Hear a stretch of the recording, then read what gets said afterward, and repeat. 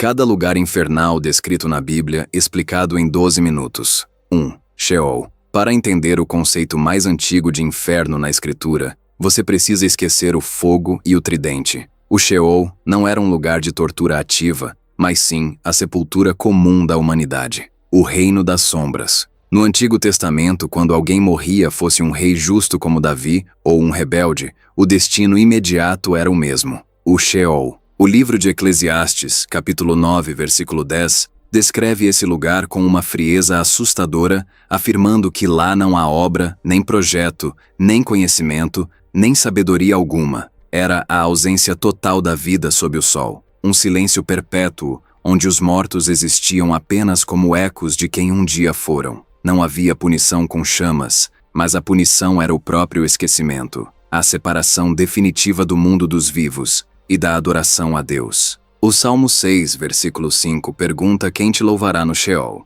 A resposta era ninguém. A angústia desse lugar não estava na dor física, mas na constatação de que a jornada havia terminado, e não havia mais como alterar o próprio destino. Era a sala de espera escura da eternidade, onde ricos e pobres, opressores e oprimidos dividiam exatamente o mesmo pó. A justiça divina ainda não havia separado o trigo do joio de forma definitiva. Eles apenas aguardavam em silêncio. 2. Abaddon. Se o Sheol era a sepultura, o Abaddon era a ruína total. A palavra hebraica significa literalmente destruição e aparece frequentemente nas Escrituras como um lugar ainda mais profundo e sombrio que o próprio Sheol. Em Jó, capítulo 26, versículo 6, o texto diz que o Sheol está nu perante Deus e não há coberta para o Abaddon. Era um conceito usado para descrever não apenas o estado de morte, mas a decomposição absoluta, a perda de tudo o que definia a existência. Enquanto o Sheol guardava as almas, o Abaddon representava a força devoradora da morte, o abismo sem fundo que engole a esperança.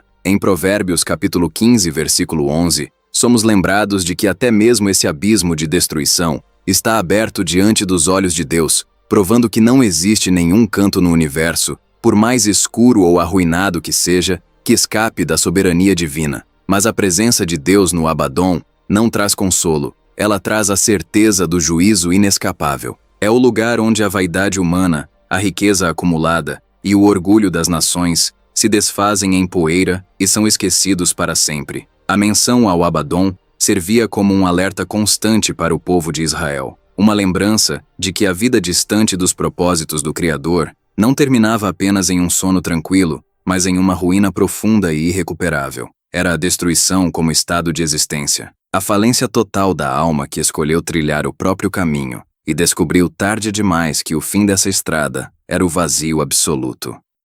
3. Hades. O Novo Testamento grego traduziu o Sheol hebraico para Hades, mas a revelação sobre o que acontecia lá dentro mudou drasticamente. Não era mais apenas um silêncio adormecido. O Evangelho de Lucas, capítulo 16, rasga o véu desse lugar na história do rico e Lázaro. O rico morre, e no Hades ergue os olhos estando em tormentos. O aterrorizante aqui não é a dor física, mas a consciência plena. Ele lembra de quem era, lembra dos 5 irmãos que deixou vivos, e tem total clareza de que o abismo que o separa do consolo de Lázaro é impossível de ser cruzado. O Hades introduz a agonia da memória, a percepção esmagadora de que a vida terrena acabou, e as escolhas feitas não podem mais ser desfeitas. Não é o inferno definitivo ainda. É uma prisão provisória, uma cela de detenção, onde as almas aguardam o julgamento final, já experimentando o peso de sua condenação. No Hades, a pior tortura é saber que a misericórdia de Deus estava disponível do outro lado da vida,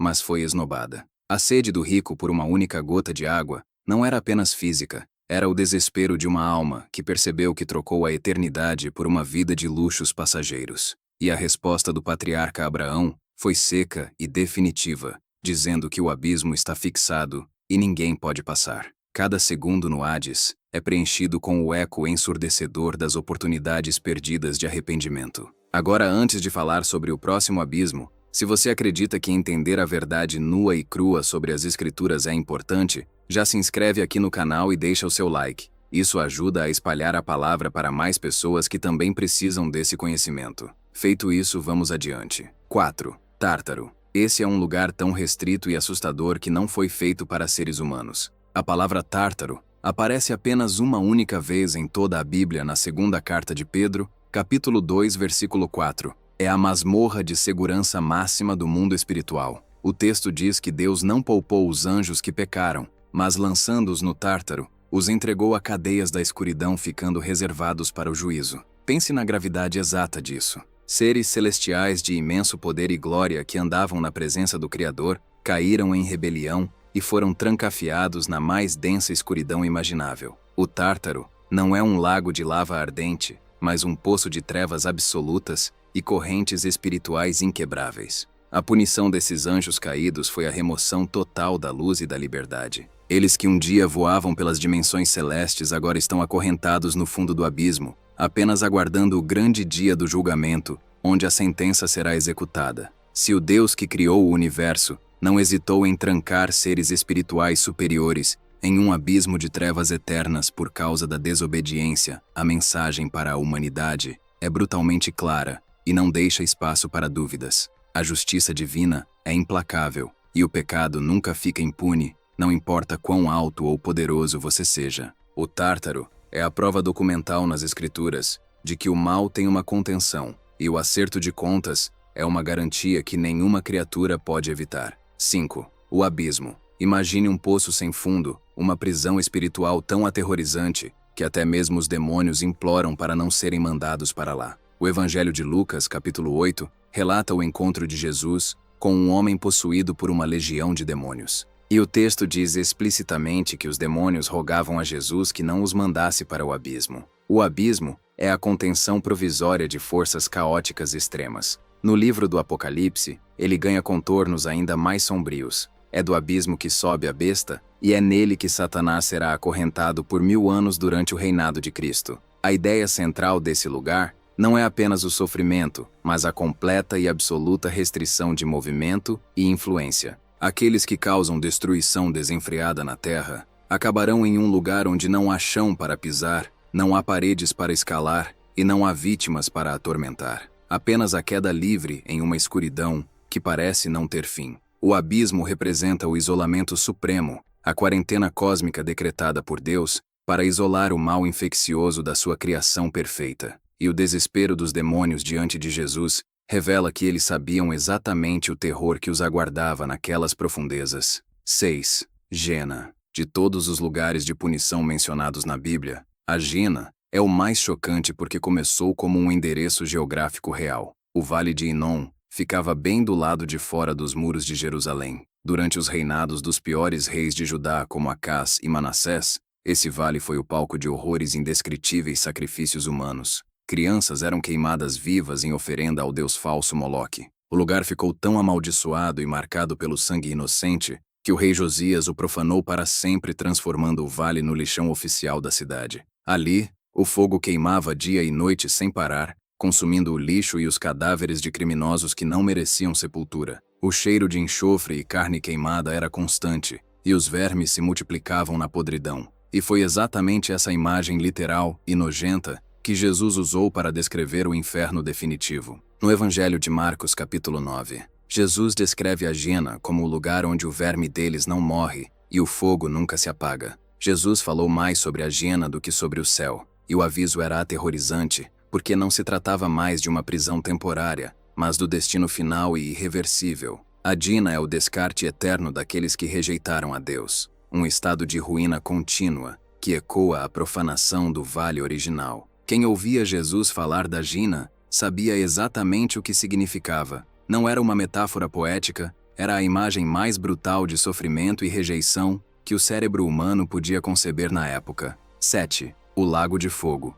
Este é o encerramento absoluto da história humana e do mal no universo. O Apocalipse, capítulo 20, versículos 14 e 15, descreve a cena final, onde a própria morte e o Hades são lançados no Lago de Fogo. Este é o único lugar que foi criado especificamente com um propósito punitivo definitivo. Jesus declarou em Mateus capítulo 25 que o fogo eterno foi preparado para o diabo e seus anjos. Não foi feito originalmente para o homem, mas o homem que insiste em seguir a rebelião de Satanás acabará partilhando do mesmo destino final. O Lago de Fogo não é um período de correção, não é um purgatório. Não é um castigo temporário. O texto do Apocalipse chama isso de a segunda morte. A primeira morte separa a alma do corpo. A segunda morte separa a alma de Deus para toda a eternidade de forma irrevogável. É a execução da justiça perfeita, onde não há mais possibilidade de apelo a arrependimento ou misericórdia. O lago de fogo consome tudo o que é corrompido e impuro, purificando a criação para o novo céu e a nova terra. É o selo definitivo do julgamento divino sobre o pecado. O que esses abismos e destinos sombrios nos dizem não é apenas sobre o peso da justiça de Deus, mas sobre a imensidão da escolha que temos diante de nós todos os dias. A Bíblia descreve a ruína com tanta precisão para que ninguém jamais possa dizer que não foi avisado. Qual desses lugares mais te chocou com a sua descrição real? Deixe a sua opinião sincera nos comentários. Compartilhe este vídeo com quem precisa entender a urgência dessas verdades e até o próximo vídeo.